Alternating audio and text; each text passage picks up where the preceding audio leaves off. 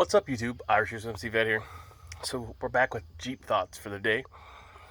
So we're working on a 2000 Jeep Cherokee, and what we're making here is an access panel.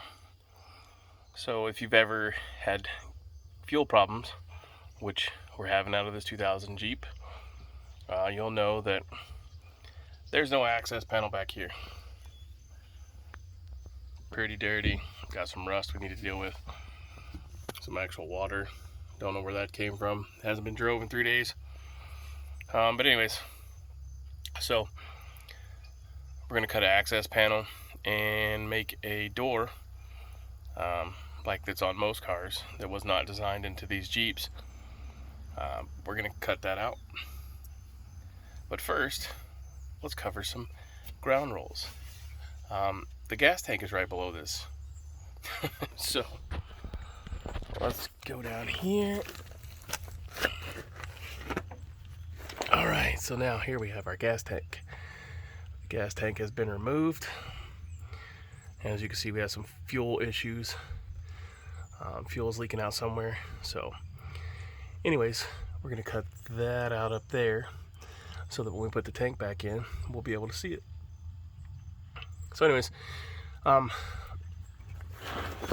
there's plenty of good videos on how to remove the tank.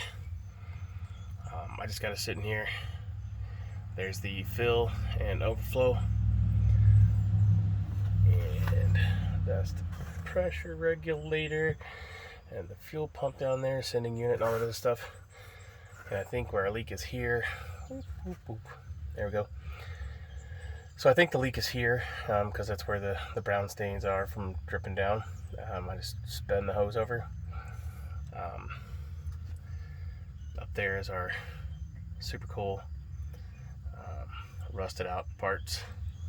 Let's see if we can zoom in on that. So that one there is the quick disconnect, which runs up to the front. And this here is the return line. This one here, that's not rusted, that part.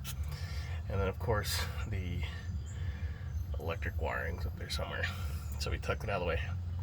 But anyways, it's fairly simple. There's one mount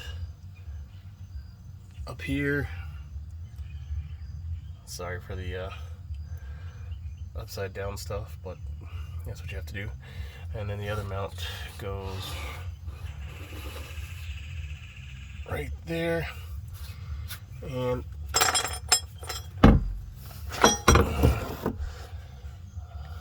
here's what it looks like. All right, let's pull this back out.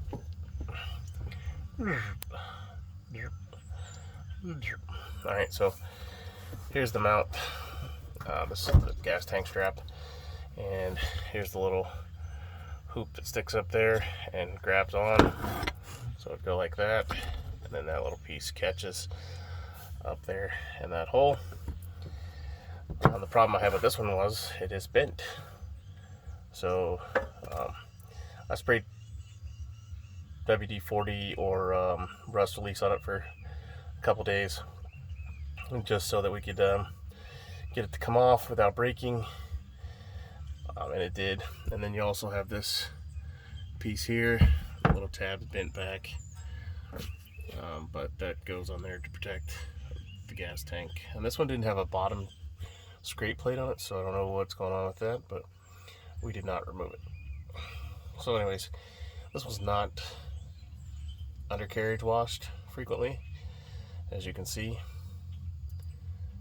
but we do know we have a spray problem from the fuel because that's a fuel stain. So but right about there is where our hole's going to be to put in our access port so that we can access this from the top side, so we don't have to drop it out anymore. So if we have any more problems, we'll just take our little screws out.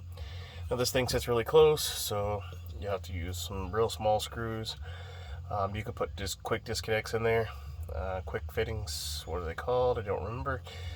I'll try to provide a link to them below. But yeah, I'm going to try something so that it's easy to access. If not, it'll be super small screws, countersunk.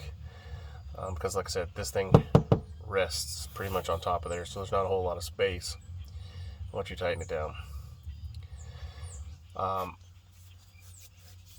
Let's see, what else while I'm underneath here. Just check and make sure all your rubber grommets are in place like that. That's not really a rubber one. I don't know if you can see that above the axle. Up right there. So make sure those are in place. There's another one back here. And then one right here. And maybe another one up there. But anyways, so yeah, that's what we're doing with the old rusty Jeep. We fixed the brakes on it, and now we have to fix the emergency brake because that is busted. And the original problem was the calipers were seizing up on the front, so we replaced the calipers, rotors, and pads, and bled the lines out. And the left front caliper was staying locked onto the brake, the disc, so we had to take it back off, and then I've used the vacuum pump to clean it out. The vacuum brake bleeder, and got all the rest of the air out.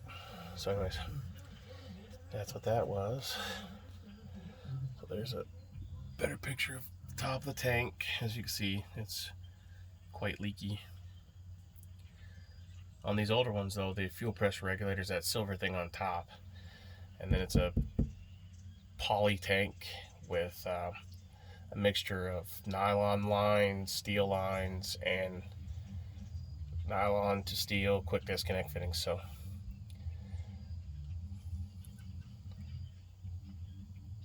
all right, well, let's go back up top here.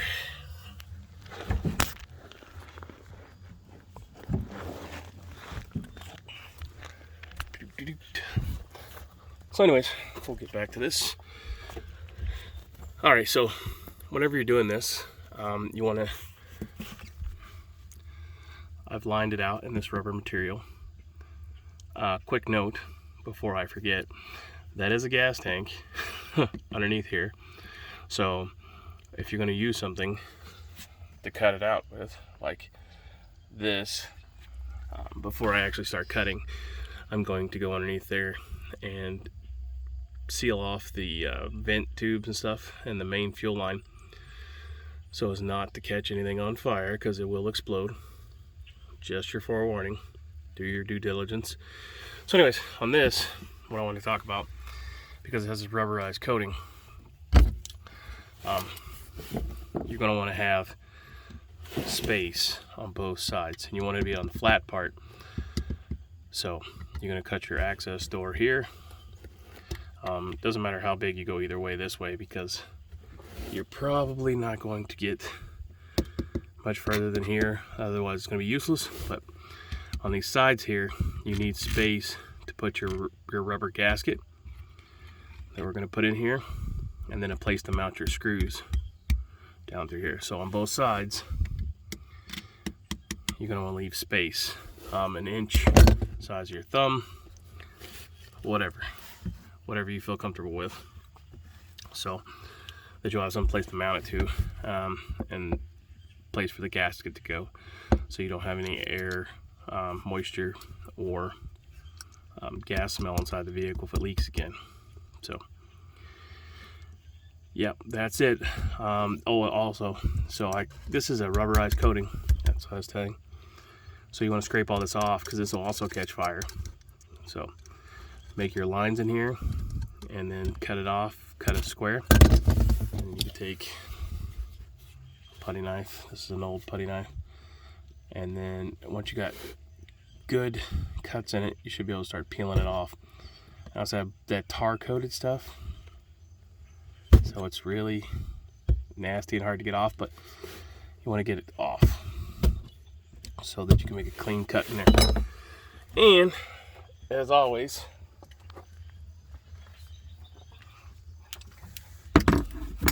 safety first. Make sure it's charged first. But have this, you want to have one of those in your vehicle anyways, but in case something catches fire. I'm going to put a fiberglass blanket over that, a fire blanket, welding blanket, and then one over the gas tank. And then seal off the gas lines as well. But you always want to have your fire extinguisher and a water hose just in case. So anyways, guys and gals, thanks for watching. I'll do a follow-up video on what it looks like when we cut it out, and then how we're going to fix it and all that good stuff too. So thumbs up, thumbs down, bitches, moans, complaints, leave them in the comment section below. I'm Irish USMC Vet. Simplify, Godspeed, and have a great day.